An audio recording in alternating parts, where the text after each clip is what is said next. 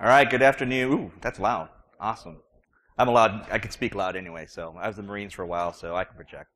Good afternoon. Welcome to GrrCON. My name is Shogo Cottrell.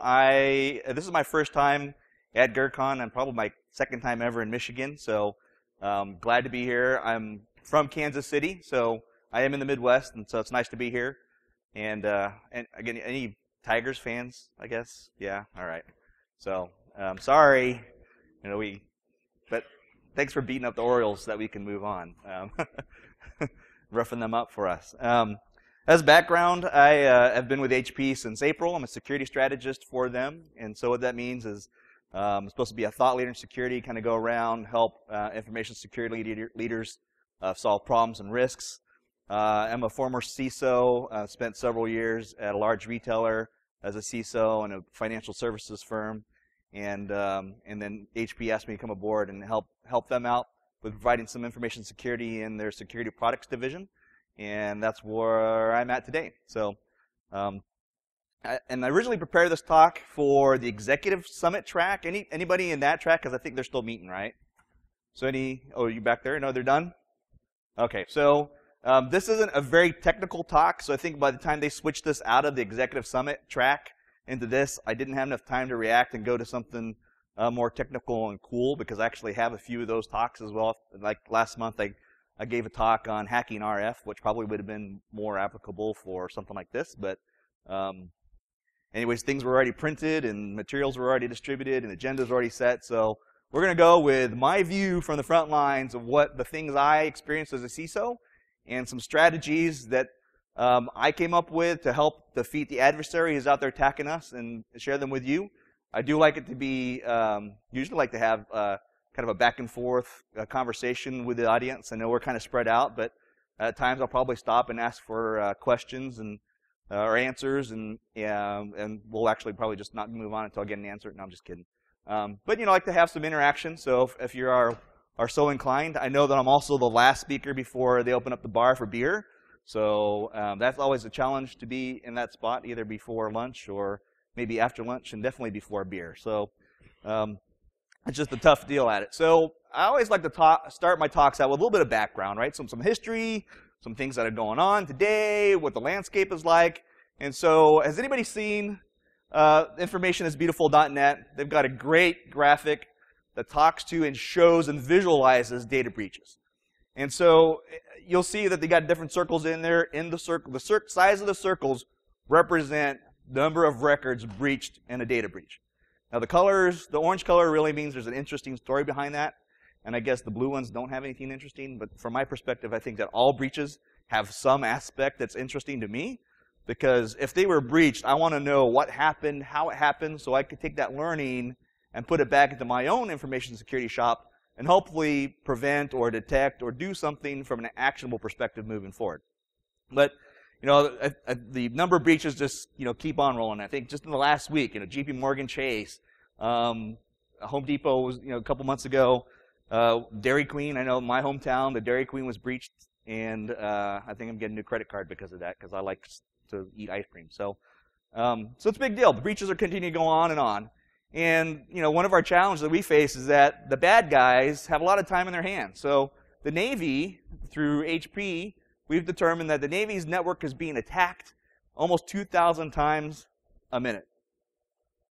That's a lot of attacks a minute. Equates to something like 100. There it is down the bottom. 110,000 network attacks every single day. So how do we defend ourselves against something coming on that strong, that hard? It's really difficult and really challenging.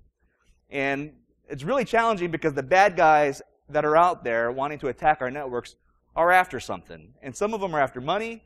Some of them are after intellectual property. And I want to talk a little bit about why some of these attackers are out there and what they do, and for a single specific attack that resonates with me. And so I've got a few numbers up here, 2/27/45. It's not a date.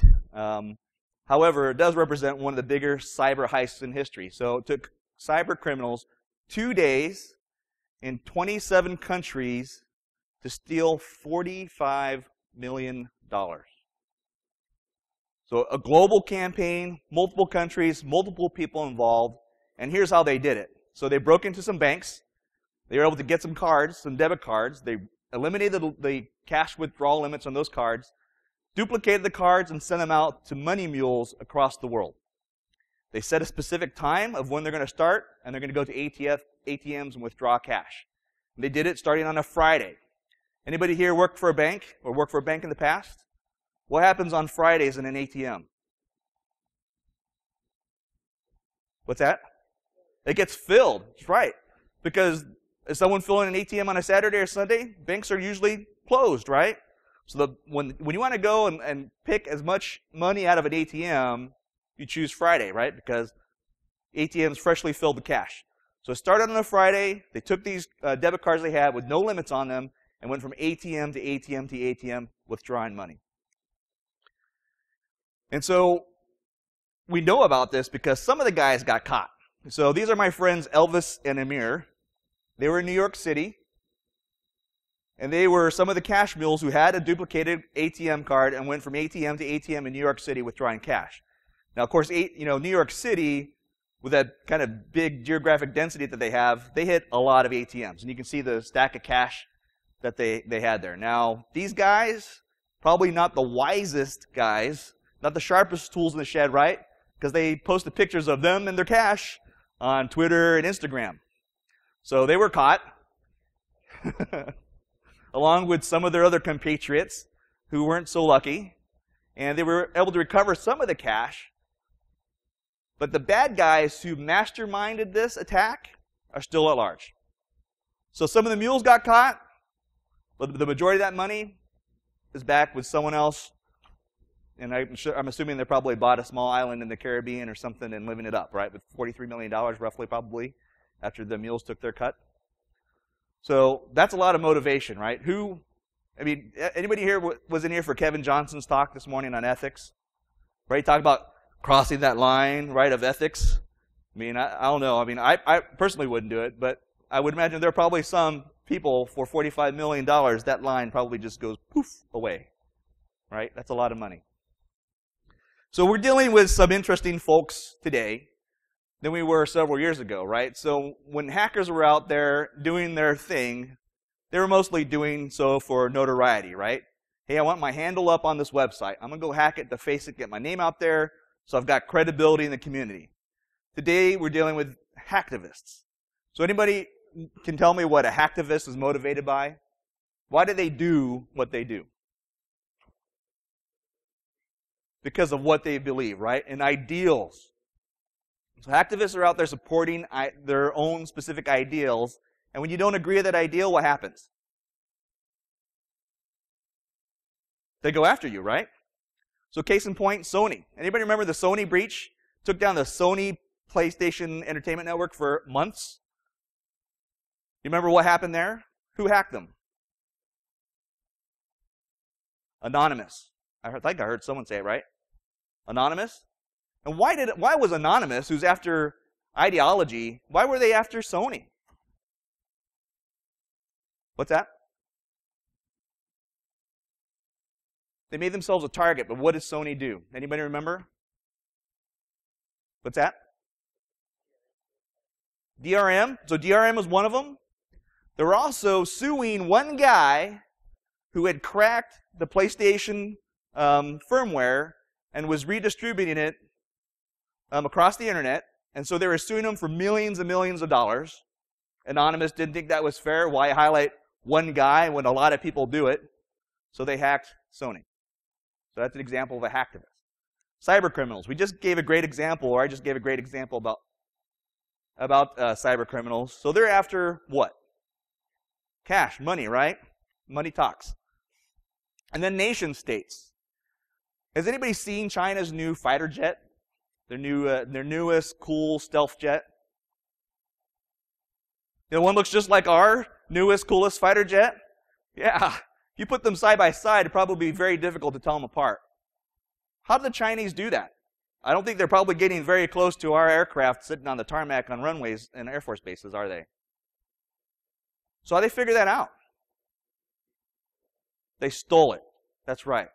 So nation states, they're not after money necessarily. They're after intellectual property, information, things that they can use within their own government, their own nation state, to capitalize on. So those are three of the guys we're concerned about. But sometimes we're also concerned about these guys. Sheep? A wall of sheep? No. Anybody see this? The wolf in sheep's clothing? How about the insider? Anybody concerned about insider threat? So that's another threat actor as well, right? So somebody who has got legitimate access to your information, but will take that legitimate access to get data or information and use it for illegitimate or unauthorized purposes, right? And the bad guys are, kind of coming together, right? So we know that they're now organized. So there are underground forums, there are chat relays, etc., for these guys to come together and work. And the interesting thing is that, for the most part, I don't think hacktivists particularly care for nation states. I don't think nation states really like the cyber criminals. But for some reason, in this underground, through this organization, they're starting to work together. And the reason starting to work together is that they're now starting to figure out that within each different area of technology or focuses on attacking, there are specialists. So a hacktivist may be good at infiltration, but there may be a cyber criminal who's great at exfiltration, getting data out. While they may not like each other, in the underground, it's all about their own ideals and things that they want to do, right? So in the underground, they'll work together to get inside, get your data, and work together to get that data out so they can capitalize on that. And they're also, of course, we talked about this monetizing, right? So in one way or another, they're monetizing the things that they do. They're grabbing information, and some way or another, they're able to capitalize and make some cash for themselves, maybe make a duplicate F-22 stealth jet in China. And then it gets better, right? Who in here likes baseball? Any baseball fans in here? Awesome. All right. So I already said I was from Kansas City, so I've got a Kansas City photo here just coming up in a second. But when you... Come on, it's America's team, right? Everybody's loving Kansas City now? When a pitcher comes up to talk to a catcher in the middle of the game, what do? Yeah, they cover their mouth, right? Why do they cover their mouth? So you can't read their lips. And what are they talking about? What's going to happen next? This guy likes it low and fast. Maybe you should do a change up and do a little bit to the outside, right? So if the batter or the opposite team could read the lips and figure out what's going to happen next, is that good for these guys? Absolutely not, right? So they cover their mouths so that they can protect the information they're sharing and not give the other team an advantage. And how does this relate to information security? Well, unfortunately, our predictability is well known. Is it not? How many people in here follow PCI? Any PCI folks in here? I know I was when I was working at the retailer, right? PCI standard is available on the internet for anybody to see. So if you take credit cards and you're under the auspices of PCI, the bad guys know that you have to use antivirus, that you're going to have a firewall. You have to have intrusion detection sensors. You have to have certain complex passwords on your network. Same things with ISO and SOX and GLBA and all these other standards that are out there, right? So where the baseball players are protecting their mouths so they can't reveal the play, the bad guys have our playbook. They know what we do. They may not know the specifics, right? They may not know that we have a tipping point IPS on our network or that we use maybe McAfee for antivirus, but they know we have antivirus. So it's just a matter of time. Yeah? It could be.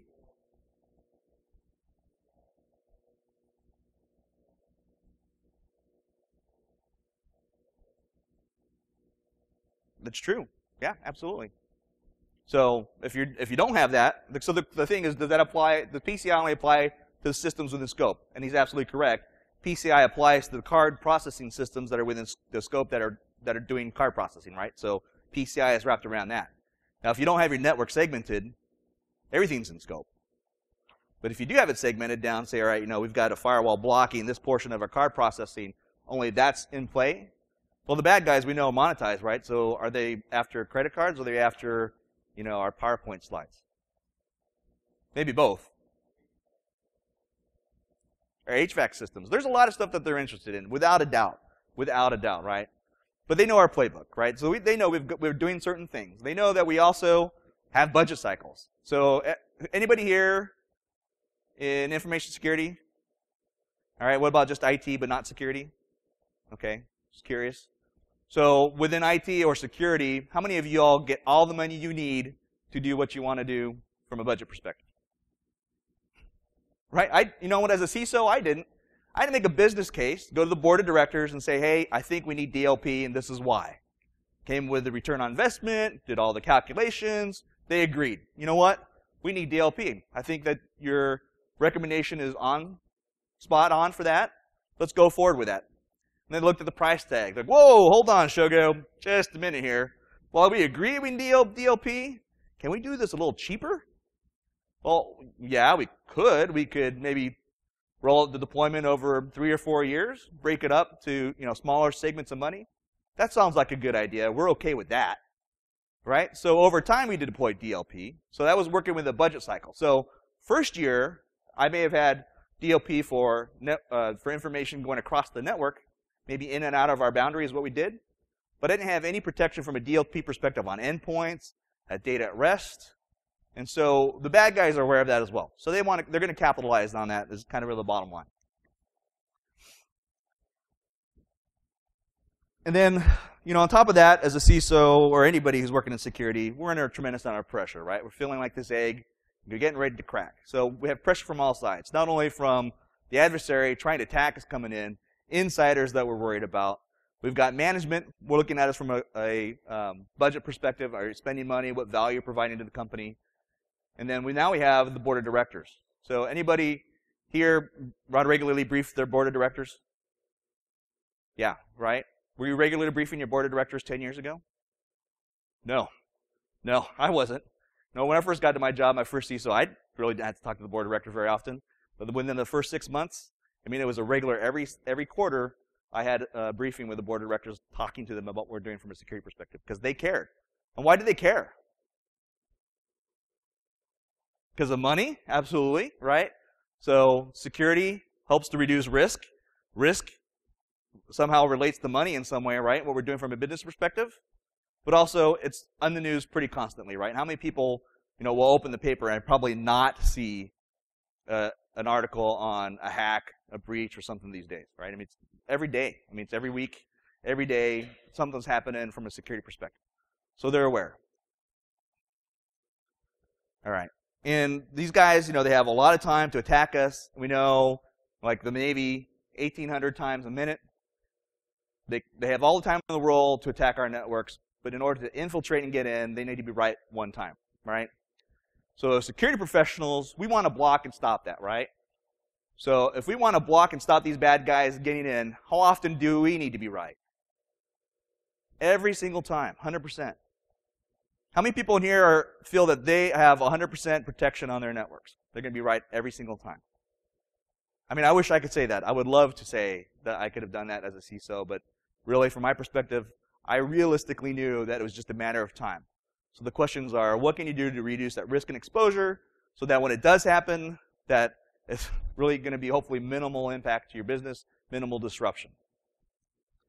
So when I start thinking about the bad guy, and they know our playbook, a lot of times, in a lot of instances through the last few years, we've been able to study them, and we know that they have a methodology they follow as well. Everybody know about the kill chain, the attacker ecosystem. This is kind of my take on that. So when an attacker is going to come out and he's going to target your company, for example, the first thing they're going to do is going to do some discovery, right? Some research on your company. What kind of things they're going to want to find out about you?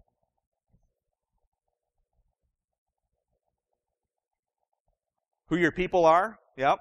Why do they want to know who your people are? You can phish them, absolutely. So phishing attacks are pretty sophisticated these days. Everybody agree?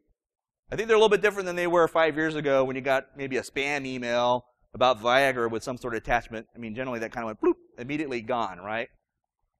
Our executive VP and general manager of the enterprise security business, the HP, earlier this year got an email on a Monday morning from a friend of his that he knew. He opened it up and his friend said, "Hey, Art, our daughters had a great time together at the birthday party this weekend, Here's a picture I took of them together. I thought you might enjoy this. Give me a call sometime. Let's catch up for lunch.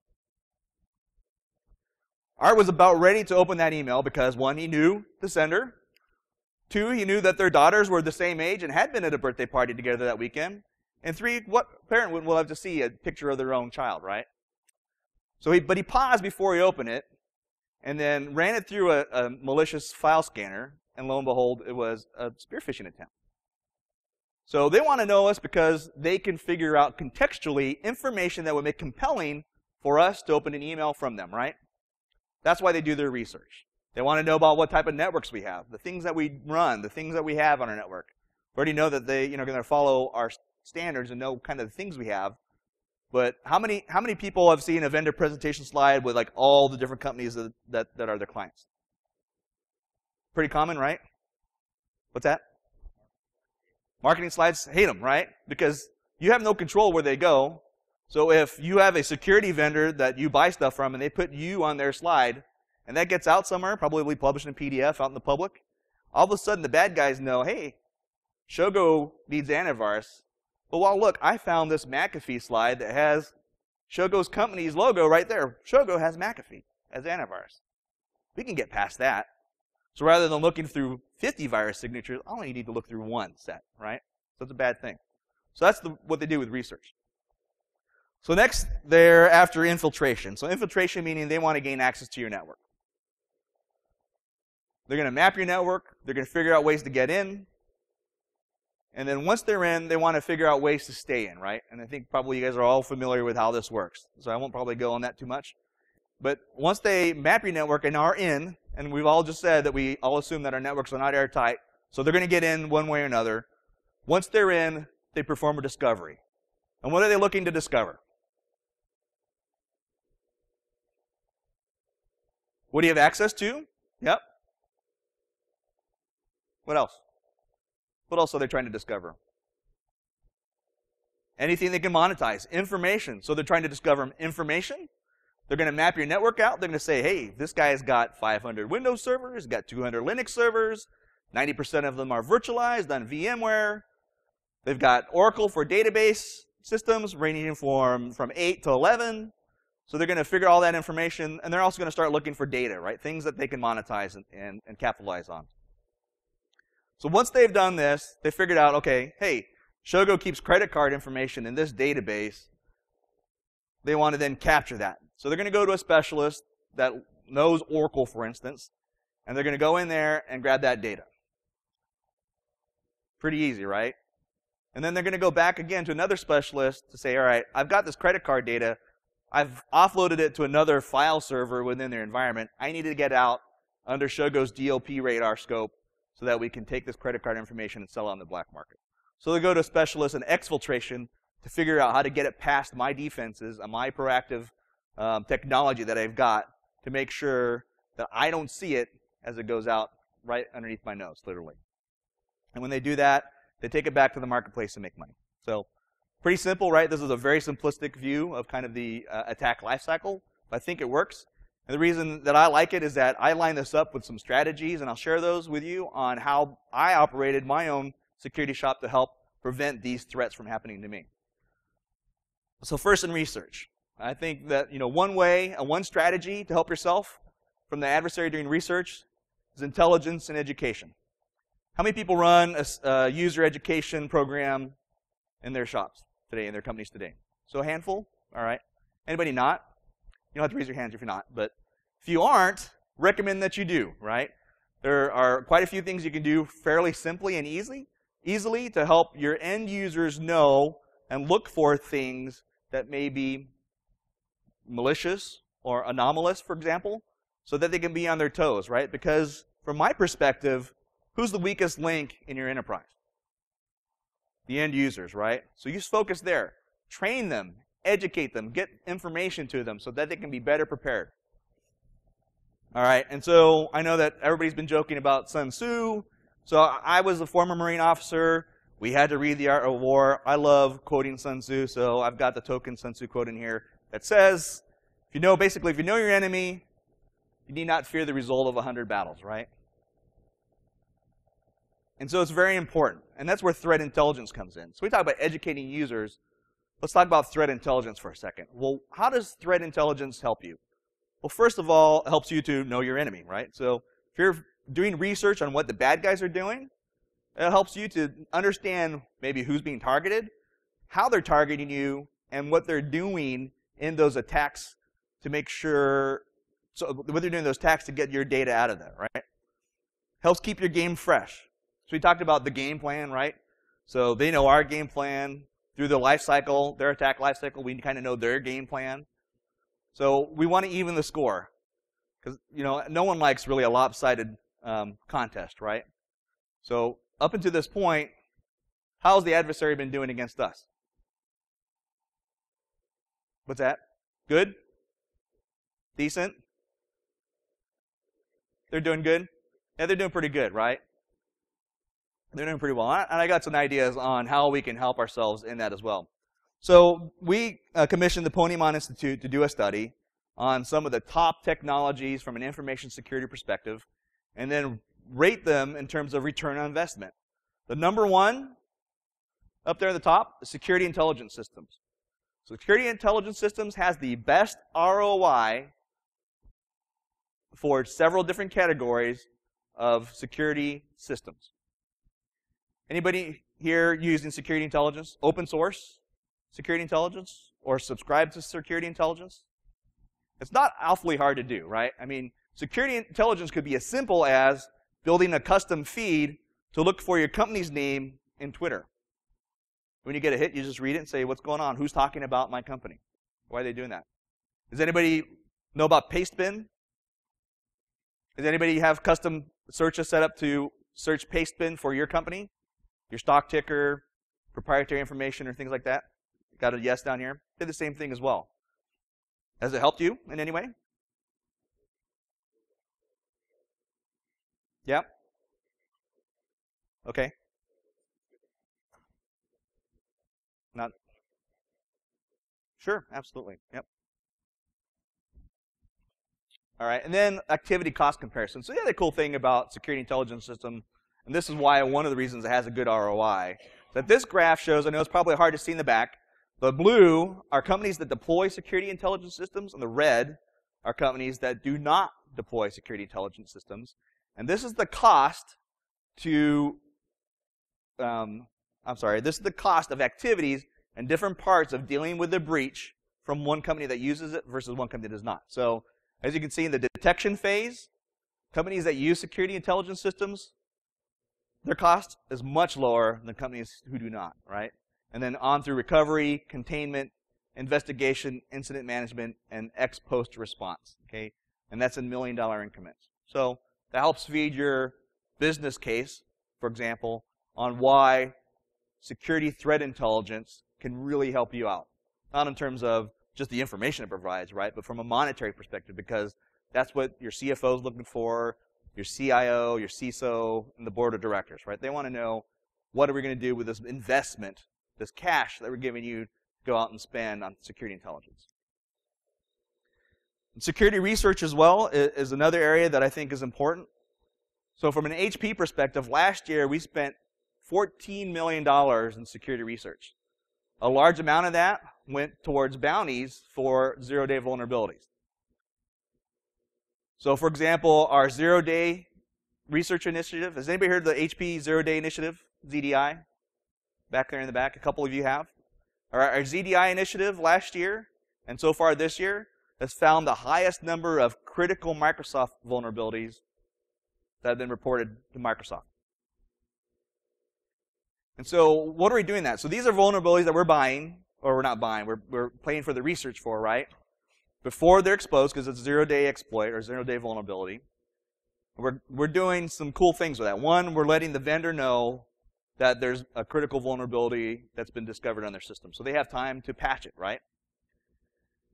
The other cool thing that we're doing is that through our own security intelligence sharing, we're sharing that with our customers, right? So if you have a tipping point IPS, the information about that vulnerability is going right in the IPS. Because two researchers may be working in the same vulnerability. One may, through the ZDI, come out through the ZDI. One may just go out public and say, hey, you know what? I just found this vulnerability. There's a true zero day. But because we've had it in the ZDI initiative, it's in the IPS, you're protected the instant that that's released before the vendor has had a chance to patch it. So that's what we're doing with our zero-day initiative in intelligence. When it comes to intelligence sharing, and I think this is where we're talking about, we said earlier that the bad guys are doing a pretty good job against us, right? Because they're collaborating together and working together. When it comes to our individual companies, how much do we work within our own verticals or other sister companies or even within a community to share information about what we're doing, how we're protecting ourselves, what attacks we're seeing? Does anybody do that today? A little bit? Some? But not a lot, right? And it's only kind of recently starting to come to play. Like, for example, the retailers, the National Retail Federation within this last year because of the Target breach, said, you know what? We're going to want all retailers now to start sharing their information security threat intelligence. And why are they doing that? What's that? Absolutely. So as a CISO, it would have been great for me to know what other companies are doing to protect themselves and specifically what attacks they're seeing. Because if, as a retailer, if one retailer is getting attacked with a certain type of attack, chances are I'll probably be attacked with the same type of threat vector as well, right? Same type of intelligence would be very helpful for me to protect myself. Make sense? So, you know, our adversaries are working together, so why can't we work together to share information? If we want to defeat them, we have to do it. We can't do it on our own. And so by sharing our threat intelligence helps to strengthen the community as a whole. Have you found that to be the case in the community that you're working with?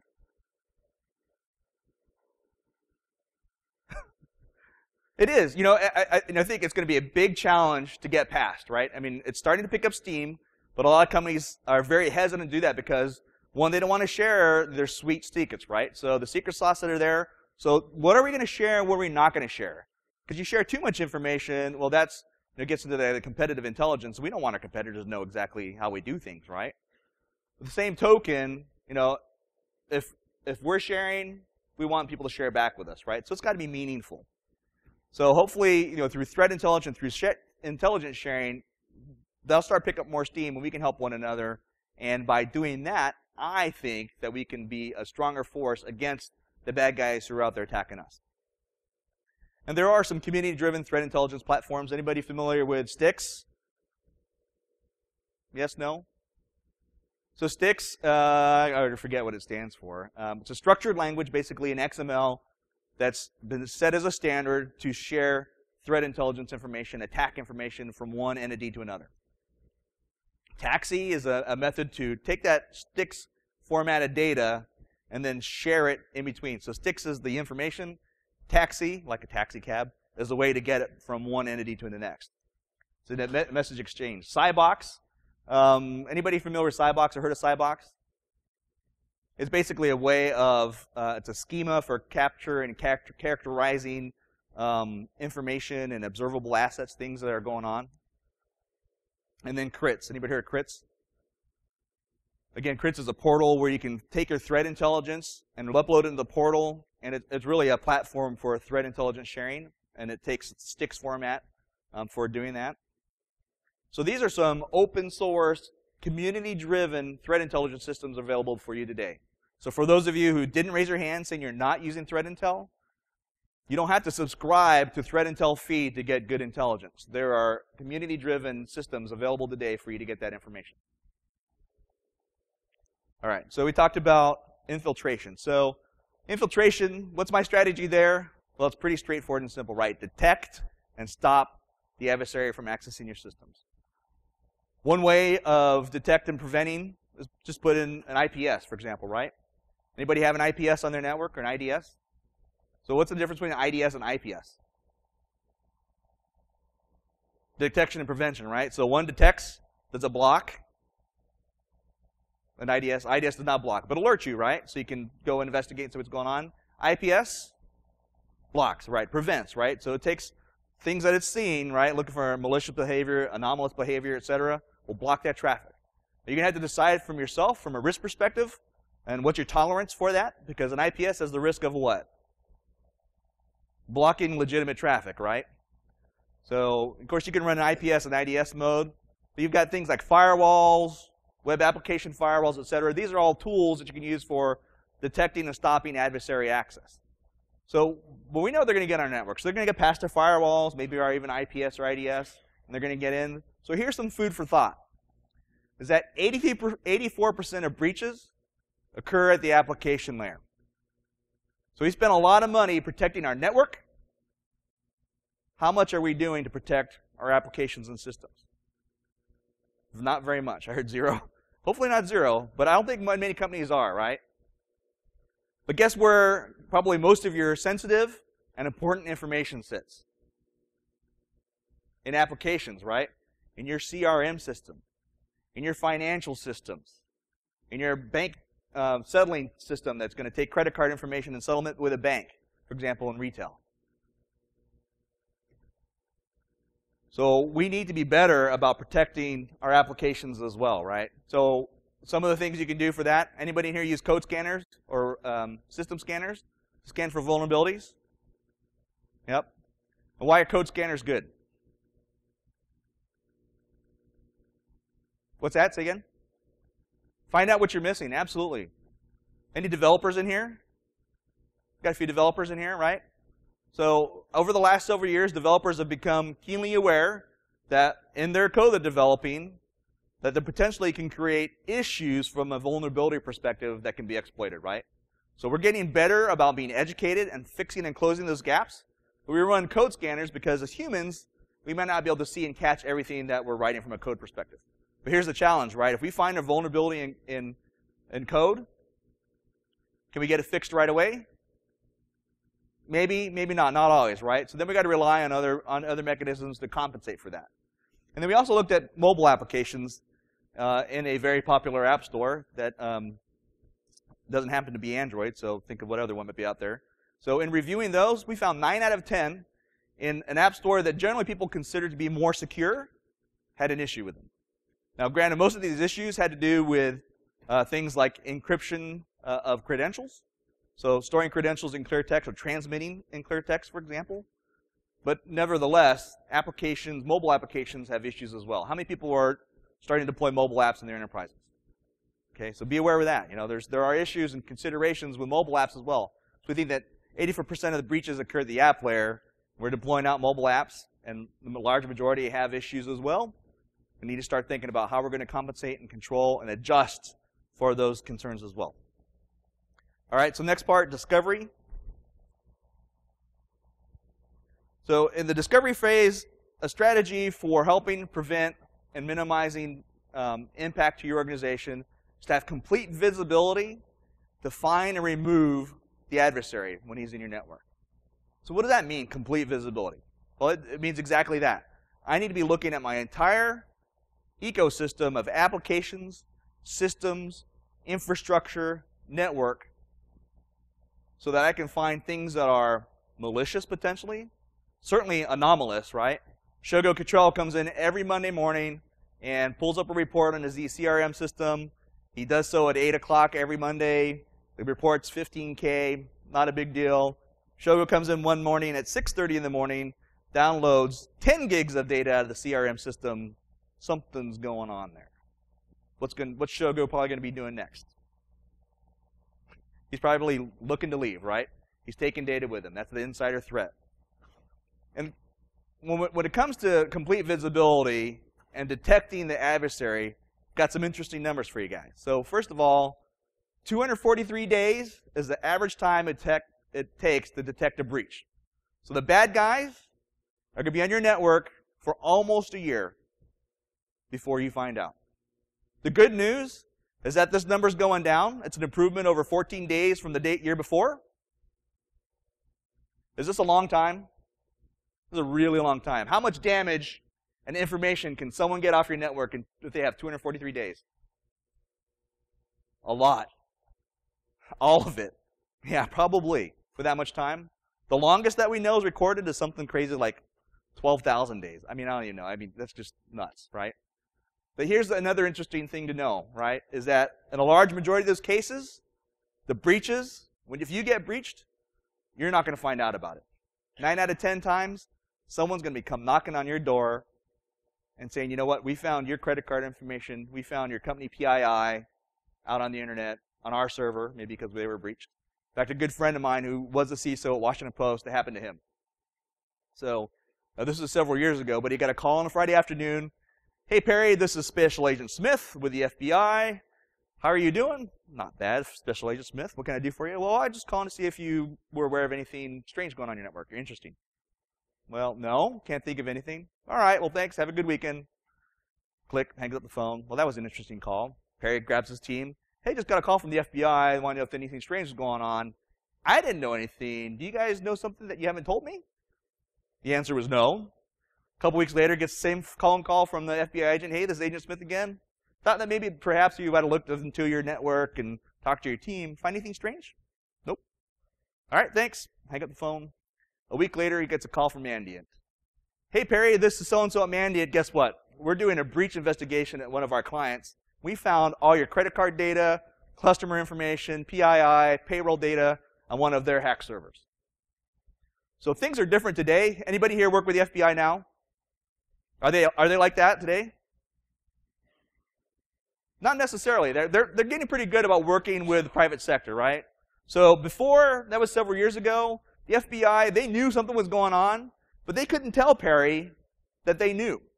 But the agent felt compelled that at least he could try to do something, and his way of doing that was asking him if he knew of anything strange that was going on in the network. Kind of, hey, you might want to go out and look at your network. Something might be going on. Well, today they can share that with us, right? So if he got the phone call today, that first phone call will probably be the agent saying, hey, Perry, we need to meet.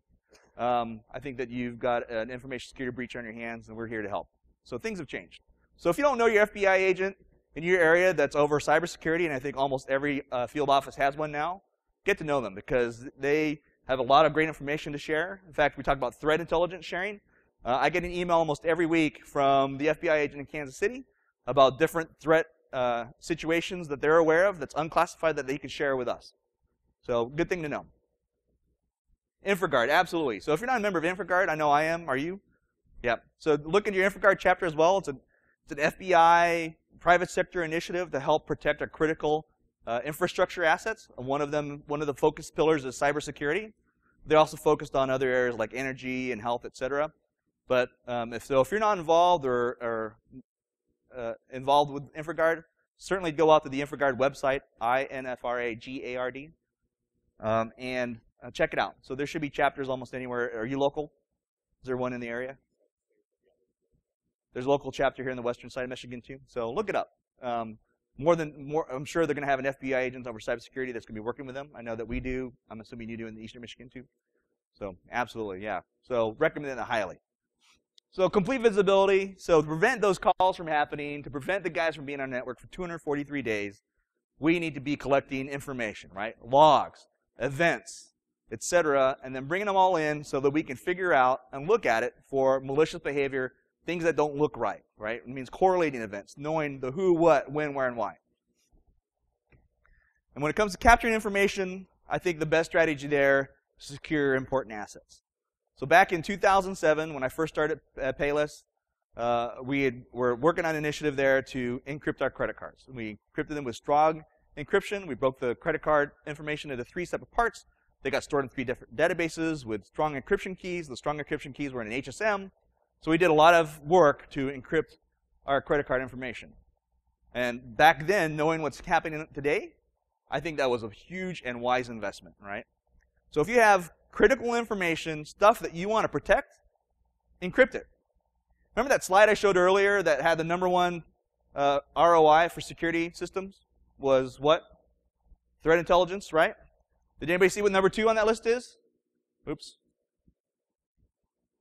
Yep, there you go. Extensive deployment of encryption technologies, right? So #2 ROI, first one is threat intelligence, not very expensive to do. #2, encryption. So encrypt your data. So for me, I think of the analogy of the 2 guys running from a bear, right? One guy looks at the other and says, you know what? We're running from this bear, and you don't look very worried. And the other guy turns to the other and says, well, I'm not that worried because I know I can outrun you. And he takes off, right? So if you encrypt your data and someone steals it and your keys are well protected, what can they do with that data? Nothing. It's useless to them, right? They got to just download a whole bunch of gobbledygook. It means nothing to them. They can't monetize it. They can't take advantage of that, right? So if someone is looking for a target and they know that you have your stuff encrypted with hard encryption and your keys are difficult to get to, where are they going to go? Somewhere else, right? I don't care where, but they're not looking at me anymore. They're going somewhere else, right? Who in here uses the cloud? Anybody use the cloud? All right. We know that 80% of enterprises are using the cloud today. Already, and the cloud hasn't been around too long, but already 16% of public cloud enterprises have reported a breach or exposure event. Is that concerning? Particularly for you guys who are using the cloud? And we think that in the next 3 to 4 years, data in the cloud will be unstructured data.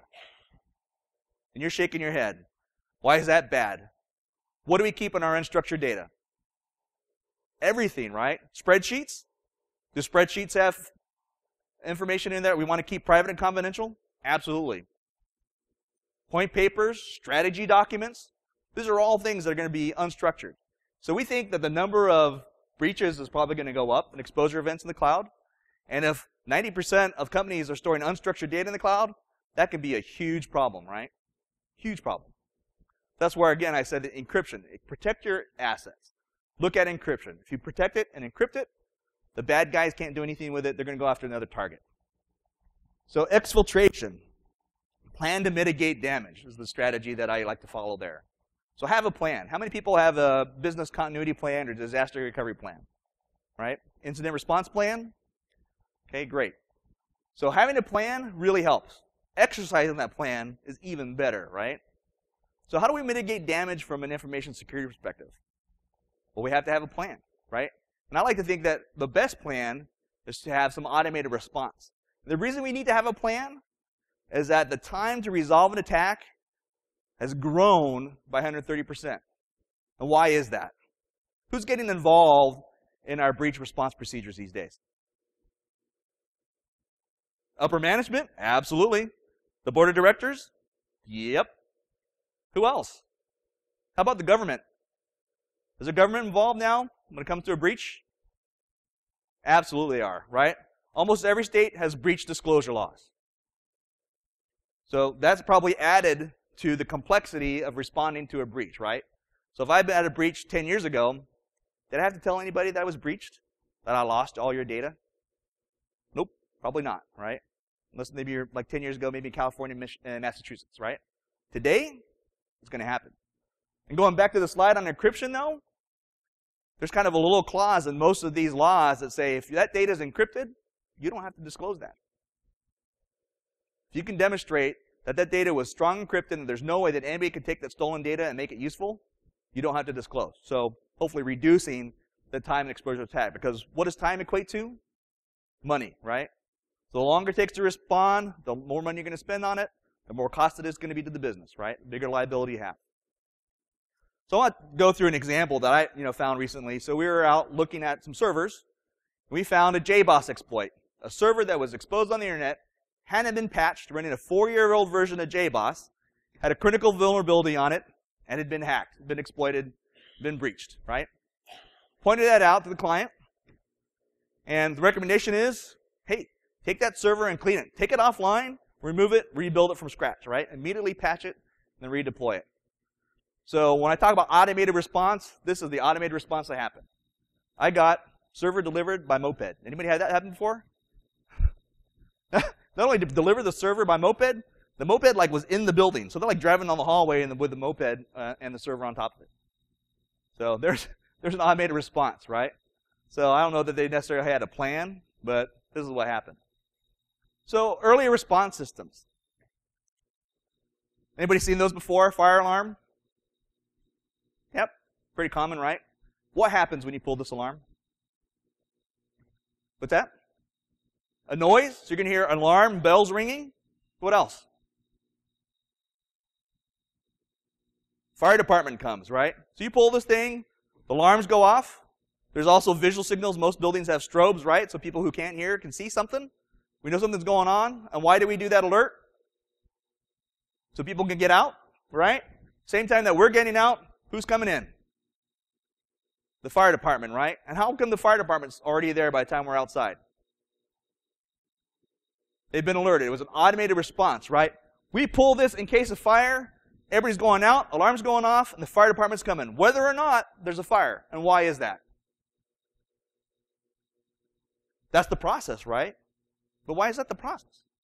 Wouldn't the fire department rather, probably cost a lot of money to take 10 guys, throw them in a truck, drive, diesel, fuel, etc., come down to investigate whether there's fire? Wouldn't they rather just pick up the phone, hey, Shogo, fire alarm's going off. Do you guys have a fire there? Time saves lives, right? Absolutely. If there's a real fire going on, they want to be there as soon as they can to minimize damage, to save lives. Okay, we also have other early response systems as well. So, if there's a fire detected in your server room and the fire sensors detect that, what happens? Hilarity ensues? Well, hopefully you have an automated response to that, right? Because in your server room, you probably don't want fire starting to spread, right? So, in any other area, you may have an automated response system for fire suppression, right? When I was in the Marines, I spent a lot of time on a ship, and most of the time I spent on a ship was playing cards and working out and eating. But the Navy guys were working their butts off. And I know in a lot of spaces on that ship, if a fire was detected, you better get out of there because the next thing's going to happen, you're going to get soaking wet. All right? So they're very serious about fires on board ship for a very specific reason. And I think we're concerned about fires in certain areas as well. So automated response. So how does this go back to you? Does anybody have an automated response in their information security program or incident response procedures? Yeah. Give me an example of what you're doing from an automated response perspective.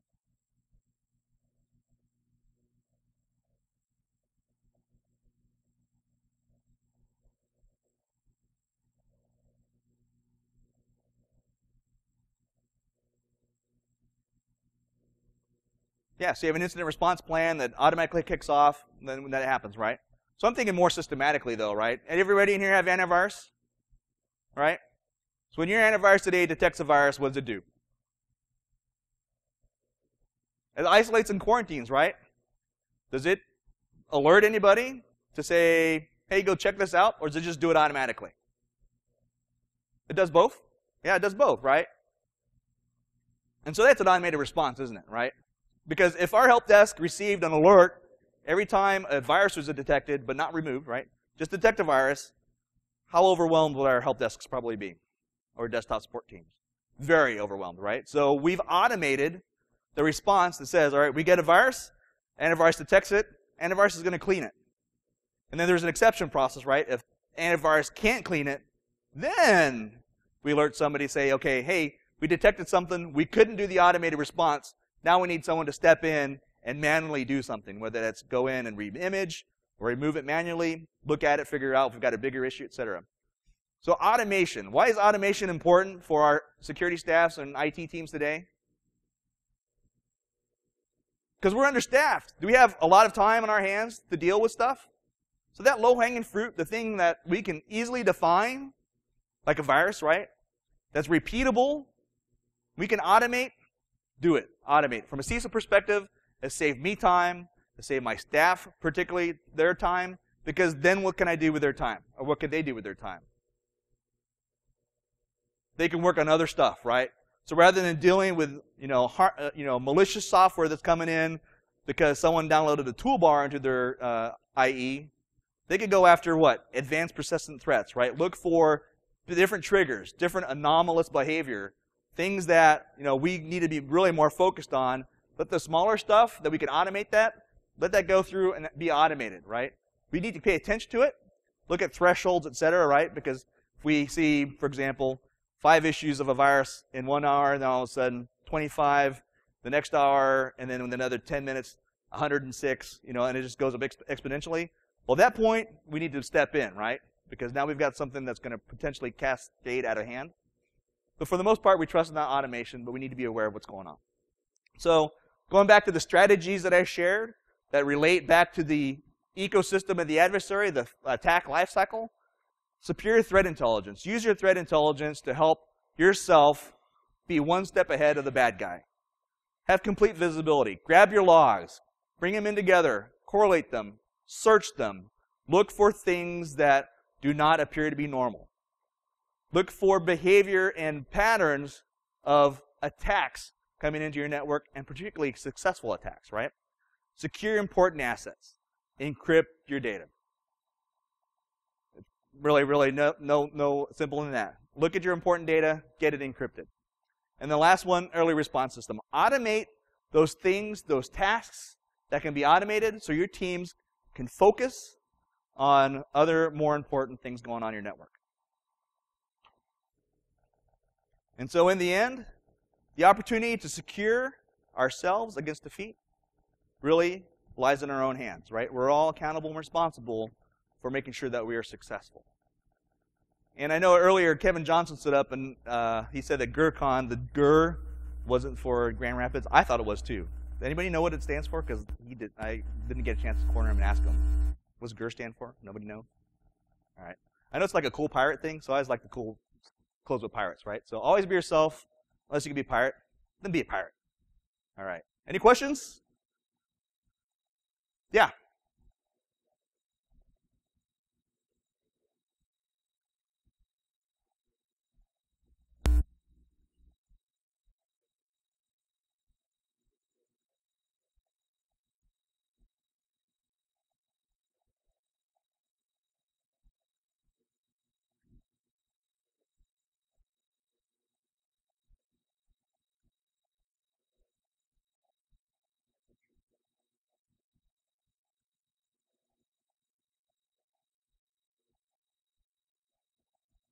Sure, so the comment was that when you're pulling all this information and looking for trends and behaviors, the bad guys know that we're doing that, and they know we're probably doing so in an automated fashion, right? So we're establishing trend lines and baselines, and so just like my example of guys sneaking stuff out on the radar scope of your DLP, the bad guys now realize that, hey, if I don't exceed a certain threshold, then more than likely I will not get caught, right? And so what are we doing for that? So I like to say that in security, we've been dealing with big data for a long time. Way longer than the moniker of big data has been around for the last couple of years, right? So we've been collecting logs, we've been throwing them into SIMs, and dealing with lots and lots and lots of data for quite a while. And there are some pretty cool tools that are now coming around with big data, like Hadoop, right? So how cool would it be to take your data and throw it into Hadoop, all right? We got it in Hadoop now, which is extremely fast for searching large amounts of data, and then putting some visualization on top of that. So I know, for example, HP, we're working on some things with Vertica, which is one of our product lines for taking big data. And really it was developed for like healthcare and financial industries to look at their data and slice and dice it, et cetera. We've found some incredible use cases of that, along with visualization for going out and looking at the bad guys. And I don't know if I can find the slide in a couple minutes, but I've got a great slide. What we did is we took some network traffic coming in against the firewalls. We have 350,000 employees worldwide, right? So we have a huge network. I think they describe it as the world's largest network, and it probably is. We have a huge amount of public IP space and an unreal amount of internal IPs. So we took all of our traffic coming in and out of our firewalls for 1 week, and we graphed it visually, okay? So we took it, we graphed it visually, and we could see immediately some really cool things.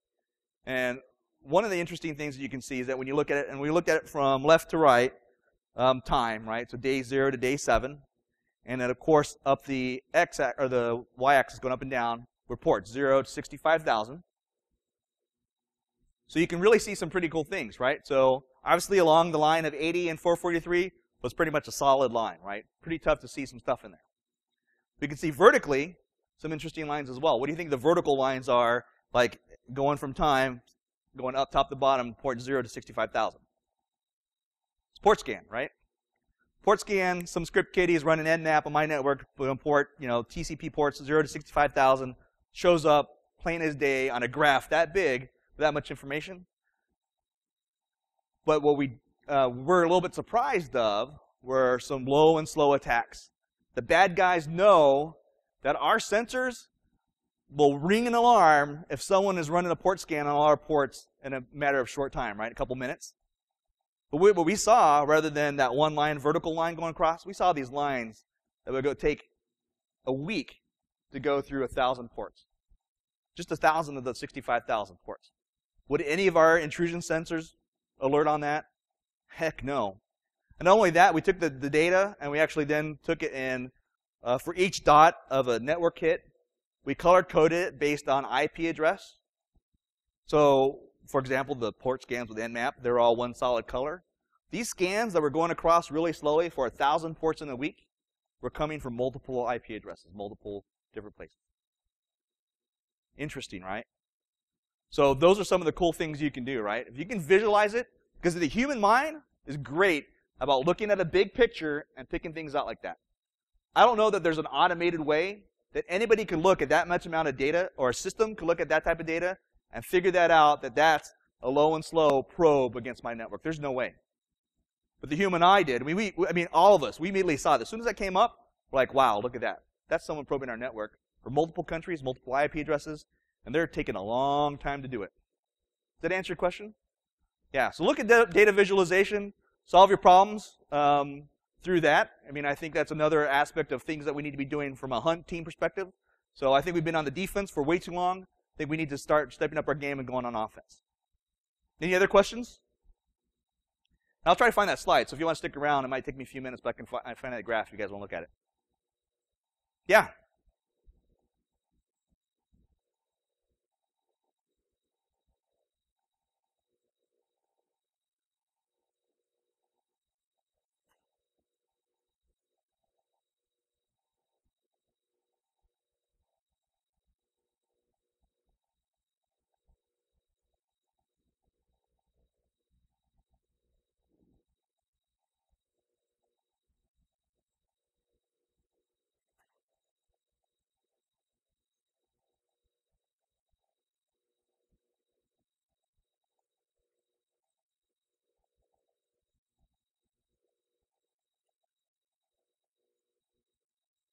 So the question is really around web application firewalls and how well they work or don't work, for example, or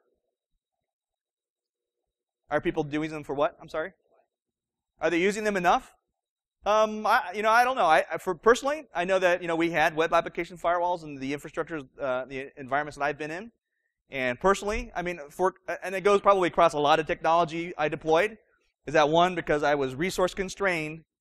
I was not really ever able to fully utilize a lot of technology we deployed, right? So I think web application firewalls is a great example, because really they're not web app firewalls anymore. They're multi-function devices that can do everything from helping you protect yourself from DNS attacks and help protecting your network from large malicious attacks coming in from multiple disparate sources. So geographic stuff. I mean. So yeah, they're very useful. Do I think that we're utilizing them enough? Probably not. Is that kind of your question, and then I guess the question is, what would you do? Or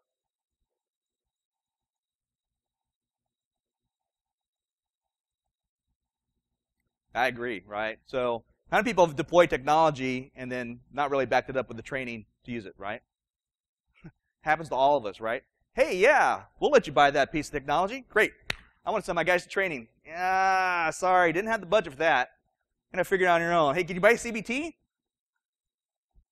I mean, I would say 90% of the time, that's the answer I got back.